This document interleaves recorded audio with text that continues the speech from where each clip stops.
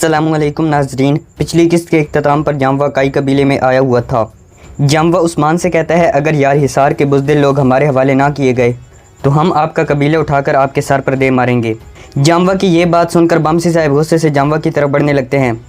इस किस्त के आगाज़ में उस्मान जामवा से कहता है, मुझ पर मुसल्लत होने में कामयाब ना हो पाने वाले बेगैरत अब उन गरीबों पर मुसल्लत होना चाहता है।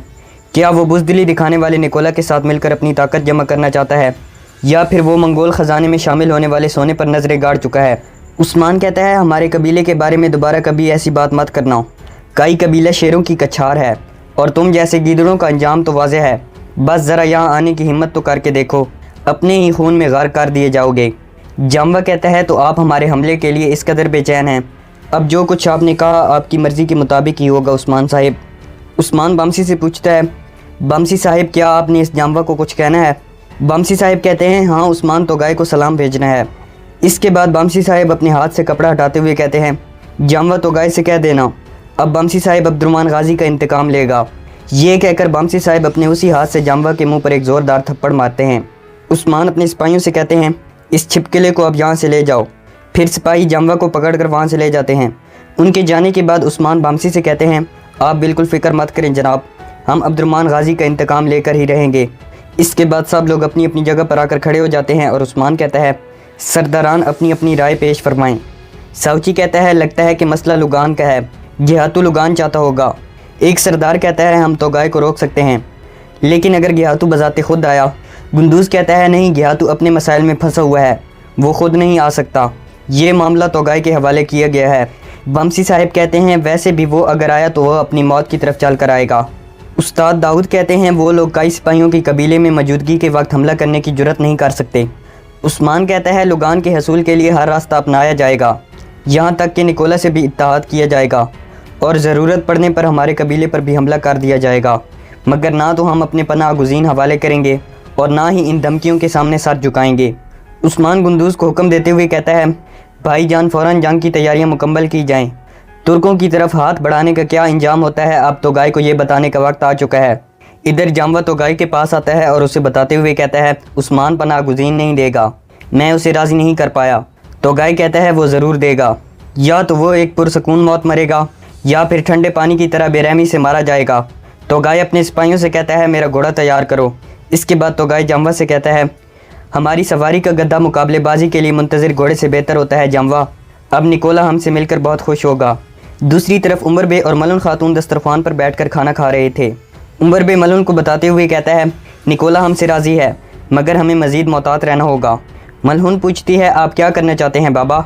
उमर बे कहते हैं, हमें कुछ अरसे के लिए मंजर से गायब रहना होगा, वरना हम अपनी तिजारत के साथ साथ एनागोल के मंसूबे से भी हाथ धो बैठेंगे। मलहुन कहती है, तो एनागोल में घुसने के लिए हमें अपने जिहाद के फ़र्ज से सबकदोश होना होगा। उमर बे कहते हैं, असल जिहाद दुश्मन के दिल में घुसकर उसका काम तमाम करना होता है। मलहुन कहती है, आप ज़्यादा बेहतर जानते हैं बाबा। उमर बे कहते हैं, तुम्हें क्या हो गया है बेटी, तुम पहले इस तरह से मेरे फ़ैसलों से इख्तलाफ नहीं करती थी। मलहुन कहती है, यानी कि तब मैं अपना फ़र्ज़ अच्छी तरह अदा नहीं कर सकी।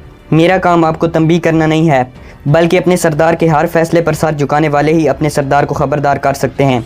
उमर बे कहते हैं, जानती हो कि मेरे लिए सबसे ज़्यादा काबिल फ़ख्र चीज़ क्या है? मलहुन कहती है, बताएं बाबा। उमर बे कहते हैं, तुम्हारी तरबियत। इधर बाईसुंगर सिपाही उस्मान को आकर बताता है, हजूर किलेदारों ने अपने सिपाही निकोला के पास भेजे हैं। अब तक हासिल होने वाली मालूमात के मुताबिक निकोला पनाह गुज़ीनों की वापसी के लिए हमले करने की तैयारी कर रहा है। उस्मान कहता है, इन लोगों को एक दूसरे की मदद करने से रोकना होगा और ये काम सांप का सर कुचले बगैर नहीं हो सकता। उस्मान बाईसुंगर से कहता है, पैथरोस और सेम्यून को मेरे पास लाओ। ये सुनकर बाईसुंगर अपनी सीने पर हाथ रखता है और वहाँ से चला जाता है। इसके बाद बाहर बौरान और बाईसुंगर पैथरोस और सेम्यून को पकड़ कर ला रहे थे। पनाह गुज़ीनों में शामिल निकोला के जासूस उन्हें देख लेते हैं और उनकी जासूसी करने लगते हैं। जब पैथरोस और सेम्यून उस्मान के खेमे में आ जाते हैं तो उस्मान एक दस्तावेज़ पर अपनी मोहर लगाता है और पैथरोस से कहता है, ये मकतूब पॉप के पास ले जाओ। पैथरोस कहता है, तो इसका मतलब है कि आप हमें आज़ाद कर रहे हैं उस्मान साहिब।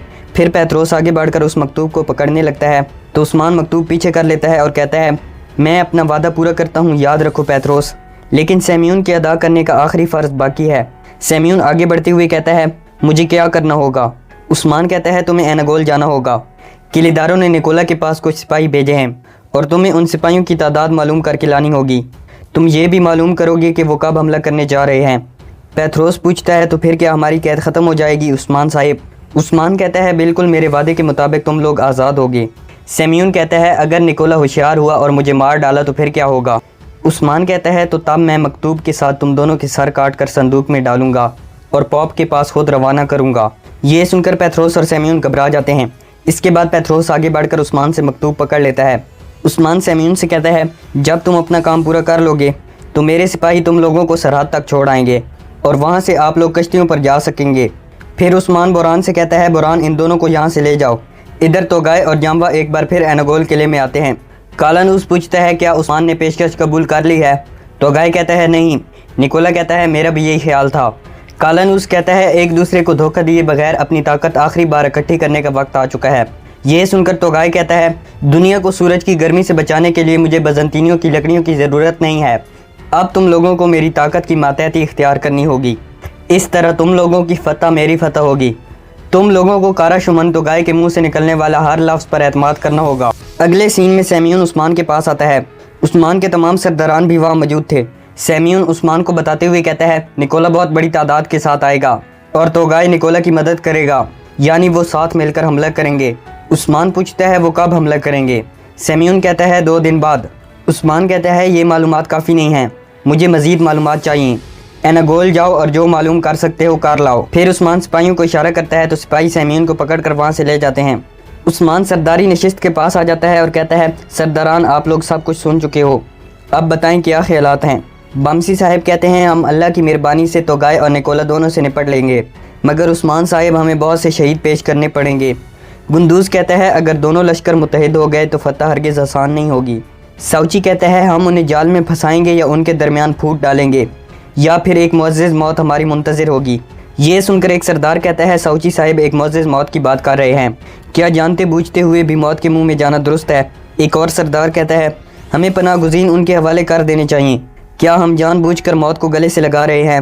یہ سن کر عثمان ان دونوں سرداروں کے پاس آ جاتا ہے اور ان پر غصہ ہوتے ہوئے کہتا ہے کیا روایات فراموش کرنے والوں کی سلطنت ہو سکتی ہے؟ اگر میں چاروں طرف سے بھی دشمنوں سے گر جاؤں تو پھر بھی میں جنگ کروں گا کیونکہ میں آزاد ہوں۔ یہ سن کر دونوں سرداران اپنی نظریں جھکا لیتے ہیں۔ عثمان دوبارہ سرداری نشست کے پاس آ کر کھڑا ہو جاتا ہے اور کہتا ہے جنگ جس قدر بڑی ہوگی فتح بھی اسی طرح بڑی ہوگی۔ بامسی صاحب کہتے ہیں عثمان نے بالکل ٹھیک کہا، اب حوالگی کے لفظ کے بارے میں سوچا بھی نہ جائے۔ عثمان گندوز سے کہتا ہے بھائی جان سیمیون کی لائی گئی معلومات کے مطابق تمام سپاہیوں کو تیار کیا جائے۔ عثمان سرداروں سے کہتا ہے اب آپ لوگ یہاں سے جا سکتے ہیں۔ جب سب لوگ وہاں سے جانے لگتے ہیں تو عثمان بامسی کو روک لیتے ہیں اور بامسی صاحب سے پوچھتے ہیں اب آپ کا ہاتھ کیسا ہے؟ بامسی صاحب عثمان کو اپنا ہاتھ دکھاتے ہوئے کہتے ہیں شفا بس حاصل ہونے ہی والی ہے عثمان صاحب، میرا ہاتھ ہر گزرتے دن کے ساتھ بہتر ہو رہا ہے، میں جہاد میں پہلی صف میں ہوں گا۔ عثمان کہتے ہیں فی الحال نہیں بامسی صاحب، آپ میرا قلعہ ہیں اور اس قبیلے کا سہارا ہے، میں آپ کو کھونا برداشت نہیں کر سکتا۔ بامسی صاحب پوچھتے ہیں آپ مجھے کیوں منع کر رہے ہیں عثمان کہتا ہے جاموا قبیلے پر حملے کی بات کر کے گیا ہے، اسی لیے آپ کا قبیلے میں رہنا زیادہ بہتر ہے۔ بامسی صاحب کہتے ہیں اب جب کہ سردار کا حکم ہے تو ضرور اطاعت کی جائے گی۔ یہ کہہ کر بامسی صاحب اپنے سینے پر ہاتھ رکھتے ہیں اور وہاں سے چلے جاتے ہیں۔ ادھر پیتروس اور سیمیون قید والے پنجرے میں اپنی عبادت کر رہے تھے۔ عبادت کرنے کے بعد سیمیون پیتروس سے کہتا ہے نکولا ایک ذہین شیطان ہے، میں اس قلعے سے زندہ واپس نہیں آ سکوں گا پیتروس۔ یہ سن کر پیتروس سیمیون کو کھڑا کرتا ہے تو سیمیون کہتا ہے پیتروس موت کی میں نے کبھی پرواہ نہیں کی، مگر میں تمہاری اس قبیلے سے صحیح سلامت روانگی کے لیے اپنی جان کی قربانی دینے کو بھی تیار ہوں۔ اب تم مجھ سے وعدہ کرو پیتروس، اگر مجھے کچھ ہو گیا تو تم ہماری مہم مکمل کرو گے اور عثمان کا سر اتارو گے۔ پیتروس روتے ہوئے کہتا ہے خداوند تمہارے ساتھ رہے۔ اس کے بعد پیتروس اور سیمیون آپس میں گلے ملتے ہیں۔ ادھر عثمان نے ایک چادر اپنے ہاتھ میں تھامی ہوئی تھی۔ اسی دوران بالا وہاں آتی ہے تو عثمان سرداری نشست پر بیٹھ جاتا ہے اور بالا کو بھی اپنے پاس بیٹھنے کا کہتا ہے۔ بالا جب عثمان کے پاس بیٹھ جاتی ہے تو عثمان پوچھتا ہے کیا تم ٹھیک ہو بالا؟ بالا کہتی ہے ٹھیک ہوں حضور، جب تک آپ میرے ساتھ ہیں تب تک مجھے کیا ہو سکتا ہے بھلا؟ عثمان پوچھتا ہے کیا تم نے مہمانوں کا اچھی طرح خیال رکھا ہے؟ بالا کہتی ہے مہمانوں کی تمام ضروریات پوری کر دی گئی ہیں، سب لوگ اپنے مذہب کے مطابق آپ کے لیے دعاؤں میں مصروف ہیں۔ عثمان کہتا ہے کئی قبیلے کا ہر ایک مظلوم کے لیے ٹھکانہ بننا ہر چیز سے زیادہ اہم ہے بالا۔ بالا کہتی ہے دشمن انہیں طلب کر رہا ہے اور غیر مسلموں کو آپ کی پناہ میں آنے سے روکنا چاہتا ہے۔ عثمان کہتا ہے اگر ہم اچھا خیال رکھ پائیں تو تب بہت سے مہمان آئیں گے۔ عثمان کہتا ہے اگر کئی قبیلے نے کسی دن سلطنت کی بنیاد رکھی تو اس کے لیے بے شمار لوگوں کی ضرورت پڑے گی، तमाम रियासतों को पता चलेगा कि काई कबीला गरीबों को पसंद करता है और फिर तमाम रियासतें हमारे परचम तले जमा हो जाएंगी। बाला कहती है, आप काफरों से निपटें उस्मान साहिब, गरीबों गुरबा की जिम्मेदारी हमारी है, ज़रा बराबर भी फिक्रमंद होने की ज़रूरत नहीं है। ये कहकर बाला वहाँ से उठने लगती है तो उस्मान बाला को रोक लेता है। उस्मान बाला के सर पर एक चादर रखते हुए कहता है, ये चादर मेरी वालदा की है। दूसरी तरफ सेम्यून निकोला के पास आता है तो निकोला कहता है, समझ गया सेम्यून, समझ गया, सुरंगें टूट गईं और तुम हेलन तक नहीं पहुंच पाए। सेम्यून कहता है, सब बिल्कुल अचानक हुआ। निकोला पूछता है, अच्छा तो सेम्यून, उस्मान को सुरंगों का इल्म कहाँ से हुआ? सेम्यून कहता है, यकीनन उसे दुंदार से पता चला होगा। निकोला पूछता है, मगर हमें दुंदार की गिरफ्तारी का इल्म क्यों नहीं हो सका? सेम्यून कहता है, क्योंकि दुंदार हमले से कुछ ही देर पहले पकड़ा गया था और मेरे पास खबर पहुंचाने का उसको मौका नहीं मिला। निकोला अपने तख्त से उठ जाता है और सेम्यून के पास आते हुए कहता है, ठीक है, मगर मैं आपकी अकल के लिए माजरत चाहता हूँ। एक सुरंग तो तुम लोगों की दुकान में निकलती थी, मगर तुम लोग कैसे नहीं पकड़े गए? सेम्यून कहता है, पैथरोस और मैंने उस्मान को हर एतबार से राज़ी कर रखा था, लिहाजा हम पर शक नहीं किया गया और उस्मान अब तक हम पर एतबार कर रहा है। सेम्यून कहता है, हमें फ़ौरन उस्मान पर हमला कर देना चाहिए। उस आखिरी हमले के लिए हमें मिलकर वक्त तय करना चाहिए और उसके मुताबिक हरकत में आना चाहिए। निकोला सेम्यून के कंधे पर हाथ रखता है और फिर आगे चलते हुए कहता है, बिल्कुल सेम्यून, मैं किलेदारों से हासिल होने वाले सिपाहियों के ज़रिए एक बहुत बड़ा लश्कर तैयार करूँगा और उस्मान के कबीले पर अचानक हमला करूँगा। सेम्यून भी निकोला के साथ साथ चलने लगता है तो निकोला कहता है, मगर मेरे ज़हन में बार बार एक ही बात आ रही है, उस्मान को राज़ी करना इतना तो आसान नहीं है सेम्यून। सेम्यून कहता है, क्या हुआ निकोला, क्या अब तुम्हें हम पर एतबार नहीं रहा? निकोला अपने जासूस को आवाज़ लगाकर बुलाता है तो वो जासूस कहता है, इस शख्स को मैंने कबीले में देखा था जनाब, इसके साथ एक और आदमी भी था, दोनों ही उस्मान के कैदी थे।